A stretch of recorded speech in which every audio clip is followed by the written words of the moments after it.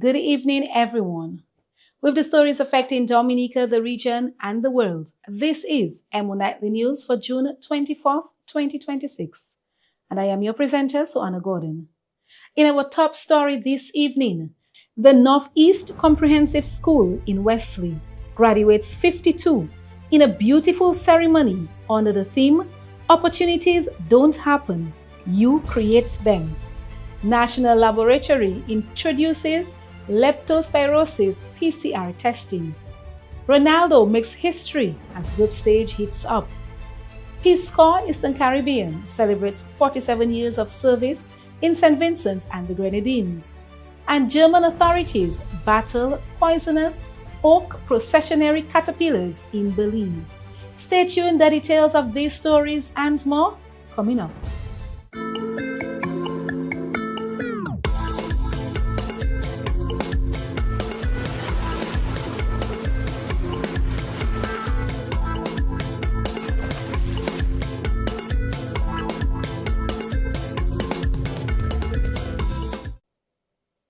Once again with our top story. The Northeast Comprehensive School celebrated the achievements of its graduating class during a graduation ceremony held today, Wednesday, June 24th, at the school's auditorium.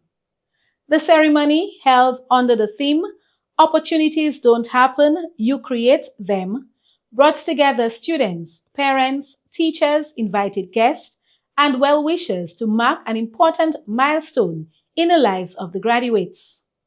At the graduation ceremony, Soraya Robin, in her principal's remarks, encouraged the graduating class to create the opportunities for themselves. Start with small actions, like doing community volunteerism, acquiring a new skill, or building a plan. Reframe bad luck.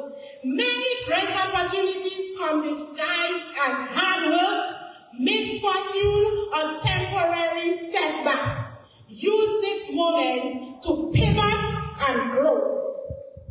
Take calculated risks. Stop waiting to be fully ready. Often jumping into the unknown forces the necessary problem solving and growth to make you successful. Finally, it's important to stay positive and optimistic when creating opportunities. Believe in yourself and your abilities, and don't let setbacks bring you down. Remember, you have the power to create your own opportunities, and with persistence and hard work, you can achieve your goals. The principal also highlighted many of the school's achievements over the past year.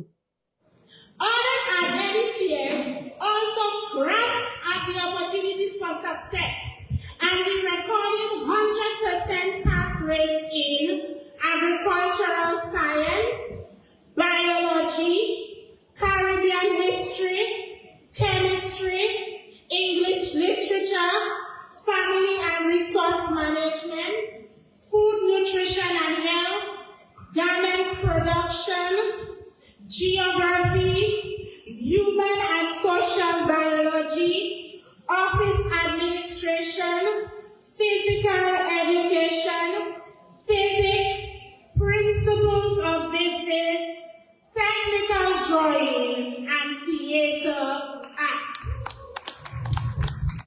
Remarks were also delivered by the Minister of Education, Honorable Octavia Alfred. The creators, the leaders, they look at things and they ask, what problem can I solve here? If you're passionate about technology, don't just sit and wait for an IT company to hire you. Create an app, to help local farmers track their yields or connect local business with customers in the capital. That is creating opportunity. If you're passionate about cooking or agriculture or tourism, don't wait for a hotel to post a vacancy. Look at the people who are traveling to Dominica and create a friendly experience. Specialized catering service or an agro-processing brand that will highlight our beautiful nature island. That is creating opportunity. You create opportunities by asking, what can I solve? Featured speaker at the ceremony was bursar at the Dominica State College, Jodine Shillingford, who encouraged the students to reject misconceptions about opportunities. Essentially, an opportunity is the chance to do something that you want to do. Unfortunately, this definition may come with a few misconceptions. First, we may be convinced that an opportunity is something completely unpredictable that just happens. It comes out of nowhere and changes our life when we least expect it. However, opportunities do not work like magic. And passively moving through life, waiting and hoping for an opportunity rarely ever works out. The ability to seize an opportunity requires an alignment between preparation and taking appropriate action. Another misconception is that opportunities are these grand, overly dramatic situations that change your life overnight. In reality, an opportunity could come from a quick conversation with someone you meet at an event, or showing up to class every day and doing your best. The proud valedictorian of the 2026 graduating class was Melanie Nixon of Wesley and Calibishi. Don't measure your life by how many times you reach the top. Measure it by how many people you lift as you climb. Years from now, no one will remember every great you did. People will remember our character, they'll remember our kindness, and they'll remember how we made them feel. Class of 2026. This is not the end of our story. It's only the beginning. Let us move forward with courage, faith, determination, and the confidence to create possibilities where there are none. See possibilities within impossibilities. Graduates were presented with their diplomas, while outstanding students were recognized during the presentation of prizes, awards, and special awards. The graduation ceremony celebrated not only academic success, but also the determination, resilience, and potential of the students as they prepare to embark on the next chapter of their educational journey. Congratulations to the Northeast Comprehensive Class of 2026. The Rotary Club of Dominica has installed water fountains at Roseau Primary School and Trafalgar Primary School as part of its ongoing childhood obesity program. The fountains were officially handed over on June 15th and are aimed at encouraging students to drink more water and reduce their consumption of sugary beverages. During the ceremonies, nutritionist Carissa Shillingford of the Ministry of Health, Wellness and Social Services spoke to students about the importance of hydration, healthy eating, and adopting positive lifestyle habits from an early age. To support the initiative, students also received reusable water bottles to help them stay hydrated throughout the school day.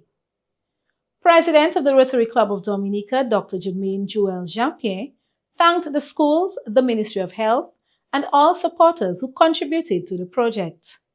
She noted that funds raised through the club's annual Carnival Sunday Sauce and Punch fundraiser helped make the initiative possible. The Rotary Club said its childhood obesity program remains its flagship health initiative and is focused on promoting better nutrition, increased physical activity, and healthier lifestyles among children across Dominica. And finally, in local news, Dominica has strengthened its public health response with the successful introduction of PCR testing for leptospirosis at the National Laboratory. The new testing capability will allow for faster and more accurate diagnosis of the disease, improving patient care and supporting quicker public health action. Lab Superintendent Eric Carbon described the achievement as a major milestone, noting that the Molbio testing platform now enables local testing for leptospirosis and several other diseases, eliminating the need to send samples overseas. Health officials say the enhanced testing capacity will strengthen disease surveillance and improve Dominica's readiness for emerging health threats. The public is being urged to remain vigilant, particularly during the hurricane season when the risk of leptospirosis may increase due to flooding and heavy rainfall. And that's all the local news for this evening. We'll be right back with regional news. From 5 numbers to financial freedom, who will be the first Match 5 winner? Match 5, Dominica wins. On the regional scene, Republic Bank EC Limited is inviting NGOs, changemakers, activists, and community leaders across the Eastern Caribbean to apply for funding through its Power to Make a Difference program, PMAD. The PMAD program, introduced in the Eastern Caribbean in 2022, is Republic Bank's social investment program built on the knowledge that the bank has the power to make a difference by empowering others to learn, help, care, and succeed. It is done through collaboration with advocacy groups in the pursuit of building successful and sustainable societies.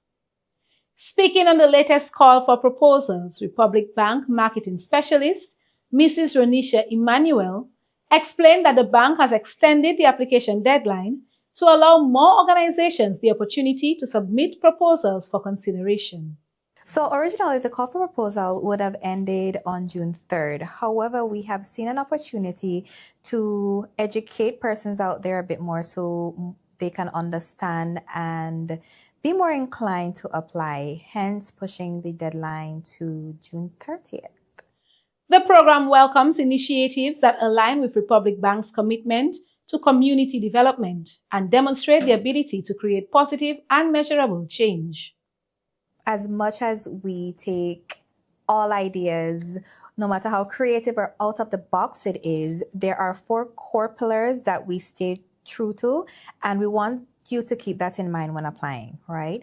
So your project or initiative has to be measurable.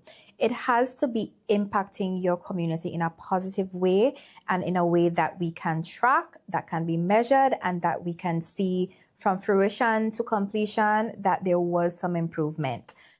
Projects submitted under the PMAD program should align with one or more of Republic Bank's 4 pillars: the power to care, the power to learn, the power to help, and the power to succeed. Eligible applicants include registered non-profit organizations operating within St. Lucia, Dominica, St. Vincent and the Grenadines, St. Kitts and Nevis, Anguilla, and St. Martin. Addressing the question of eligibility, Mrs. Emmanuel encouraged registered non-profit organizations throughout the region to apply. Now, the question of who can apply. This is always coming up. I feel like persons may feel a bit intimidated when they see that Republic Bank is offering funding for programs, and they might say, well, they don't think their initiative will apply. And we don't want you to take that negative approach. We are welcoming you as long as you are a registered non-for-profit organization. Mrs. Emmanuel explained that the bank views the PMAD program as an ongoing relationship with organizations that continue to create positive change within their communities. Here at Republic Bank, we like to think of PMAD as a continuing relationship, right? We have had partners from the very beginning across all 6 of our territories who have continuously proposed ideas that are inclusive and out of the box. And like I mentioned before, speaks to one of our 4 core pillars. And each year they have come with new ideas and new projects that we have consistently financed on the Republic Bank's Power to Make a Difference program. Applications for the 2026 Republic Bank Power to Make a Difference program will now be accepted until June 30th.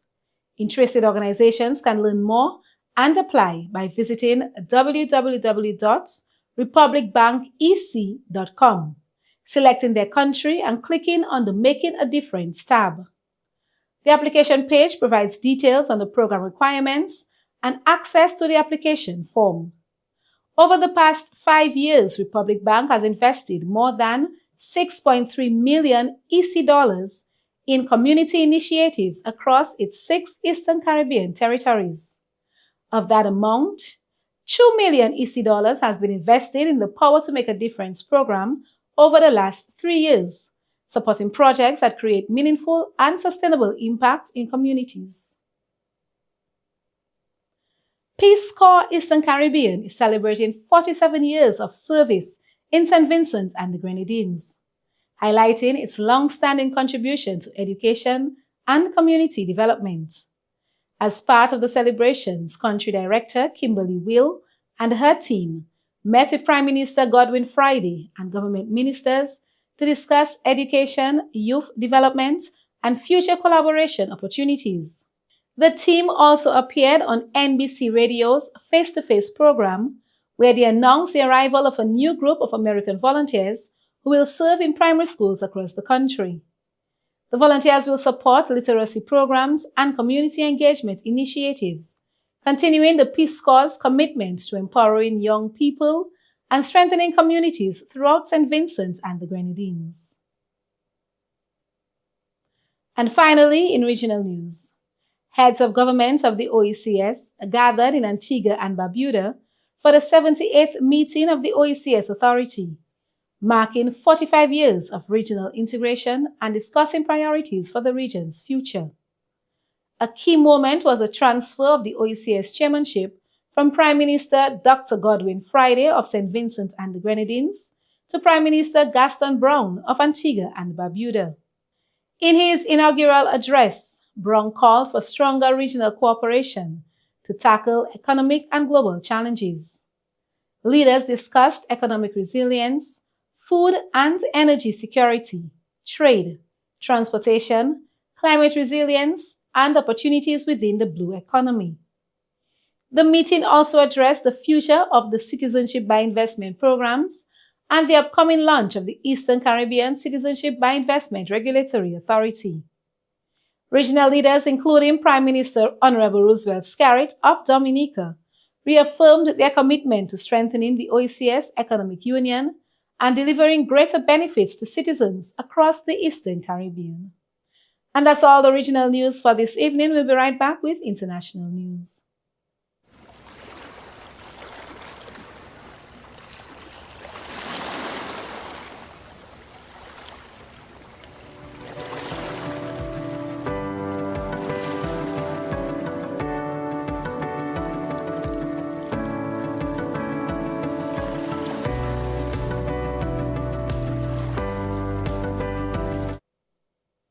On the international scene, German authorities are battling a major outbreak of poisonous oak processionary caterpillars, forcing the closure of parks and outdoor spaces, particularly in Berlin. The caterpillars are covered in toxic microscopic hairs that can cause skin rashes, eye irritation, breathing difficulties, and severe allergic reactions. The hairs can spread through the air, increasing the risk to the public. Berlin has been hit hardest, with several districts reporting heavy infestations. Popular parks have been cordoned off as workers in protective gear use specialized vacuum equipment to remove toxic nests from thousands of affected trees. Officials say the outbreak cannot be fully eradicated and are focusing on reducing risk in high-traffic areas. Residents are being advised to wash clothing after park visits and keep windows and doors closed when possible. Experts say the caterpillars are becoming more common due to hotter, drier conditions linked to climate change, with infestations also reported in other parts of Germany. And finally, in international news, one North Korean soldier has been taken into South Korean custody after crossing the heavily fortified border earlier this week.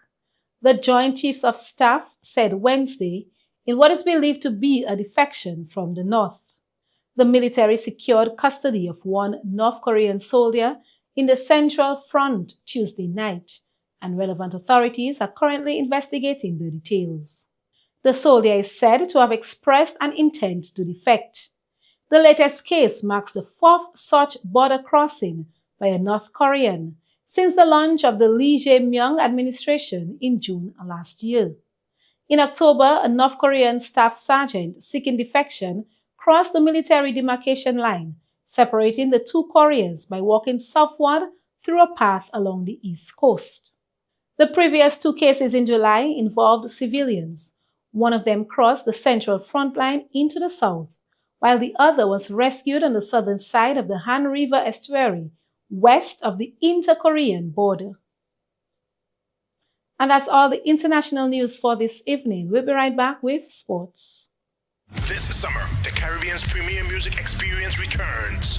Welcome to the 28th edition of the St. Kitts Music Festival, featuring the incredible Kilani, Fantasia, Beres Hammond, Luciano, Soca King Marshall Montano, Soca Sensation Voice, and Vaughn. Dancehall giant Movado, Idonia, and the new wave, Valiant. Also featuring Massacre, Cranium, Taurus Riley, Steel Pulse, Dean Fraser and the Black Soil Band, Shanil Muir, Diani, Rodney Tatat, and Zoo. The legendary New Vibes Band International, Brandon and ASAP Band, Shelly and Signal Band, plus Edwin Yearwood and Crossfire, Lucas HE, and Garlic and the Upper Level Band. June 25th to June 27th, Warner Park Cricket Stadium, St. Kitts. Get your tickets now at stkittsmusicfestival.com. The St. Kitts Music Festival, where music meets paradise.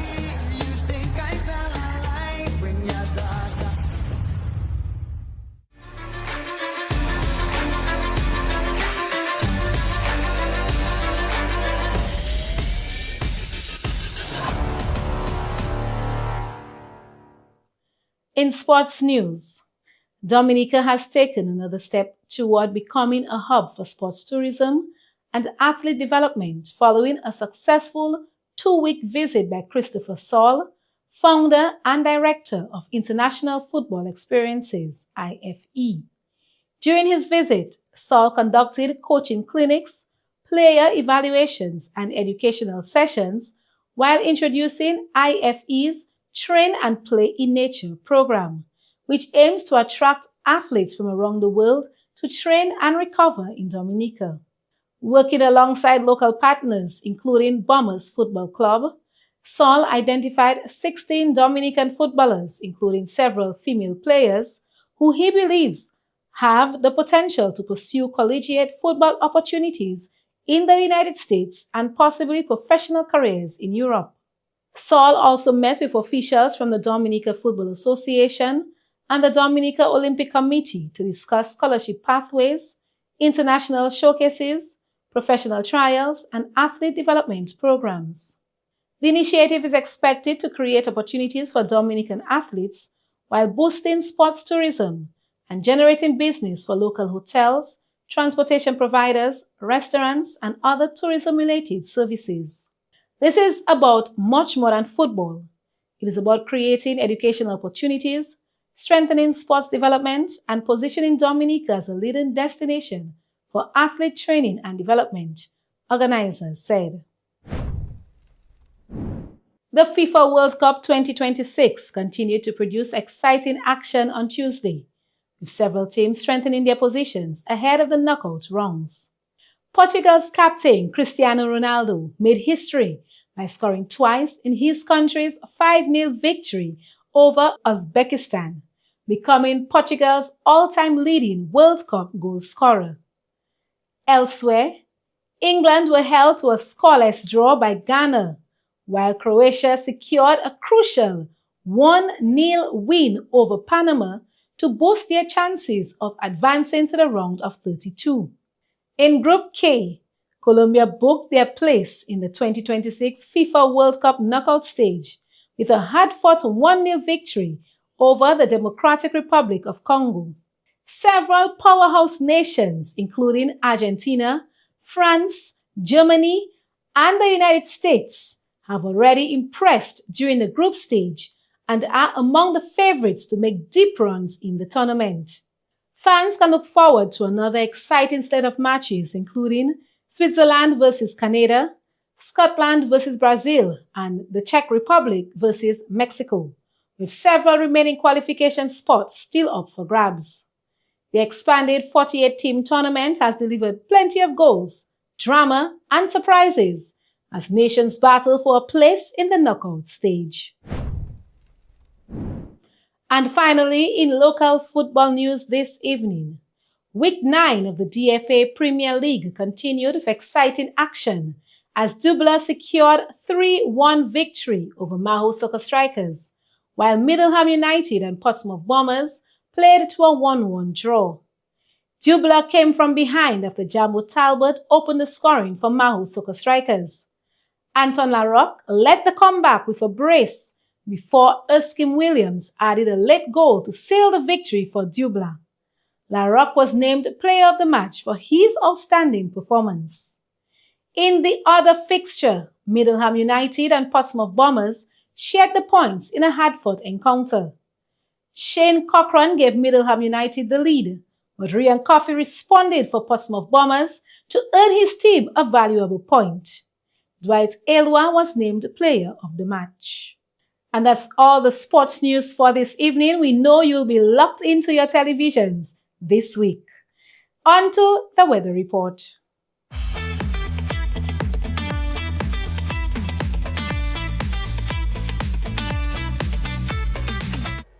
Hello, good day, and welcome to our weather broadcast for today, Wednesday, June 24th. I am your presenter, Annie Coretta Joseph.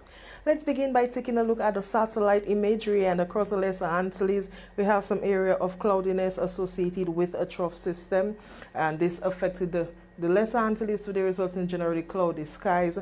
Out in the eastern Atlantic, we have this area of cloudiness associated with another westward moving tropical wave expected across the region over the weekend. As we zoom in on Dominica, generally cloudy skies were observed during the morning with some high-level and low-level clouds. Radar imagery indicated pockets of light to moderate showers over the island this morning. An increase in Saharan dust can be expected as we move into tonight and extend into Thursday.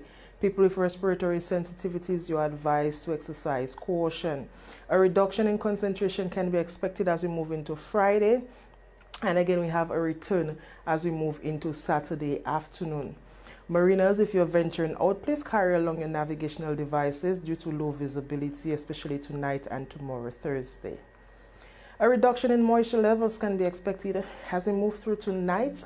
Expect partly cloudy to cloudy skies with only a few showers. Temperatures to remain warm with peaking near 25 to 24 degrees Celsius along the coast, about 22 in the interior. Breezy conditions to continue. Wind generally out of the east, peaking to near 40 kilometers per hour with higher gusts. Again, tomorrow, Thursday, partly cloudy skies with only few to isolated showers. On Friday, partly cloudy to cloudy skies, along with Saturday with a few showers. Again, haze to remain high tomorrow, Thursday. We see a decrease on Friday and a slight return again on Saturday afternoon. Temperatures to peak near 32 degrees Celsius tomorrow, Thursday, along the west coast, about 30 on the east, and about 33 degrees Celsius on Friday and Saturday along the west, and about 30 along the east coast. Nights to be warm to about 24 degrees Celsius along the coast. Winds tomorrow, Thursday, to peak near 40 kilometers per hour, especially during the morning. And as we move into evening, we expect to see a reduction in wind speeds to near 35 kilometers per hour by Friday and down to about 30 kilometers by Saturday. Wind generally out of the east. Marinas tomorrow, Thursday, swells to peak near 8 feet during the morning along the east coast. However, as the day progresses, we expect to see a reduction to about 7 feet on the east and about 5 feet on the west. And this should remain up to Friday. As we move into Saturday, further improvement expected on Saturday with swells up to 5 feet on the east and about 3 on the west. The sun will rise tomorrow at 5:36 a.m. and set at 6:39 p.m. Our high tide tomorrow will be at 1:38 p.m., while the low tides will be at 7:04 a.m. and 5:54 p.m. For up-to-date information, you can scan this QR code and follow our WhatsApp channel, or you can follow us on Facebook and Instagram at Dominica Met, or our website at weather.gov.dm. Thank you for viewing, and join us next time for your next weather broadcast. Good day. This has been Emo Nightly News for June 24th, 2026. I am your presenter, Soana Gordon, and I'll be back with you tomorrow to bring you more details of news shaping Dominica, the region, and the world. Do have a lovely evening. Goodbye.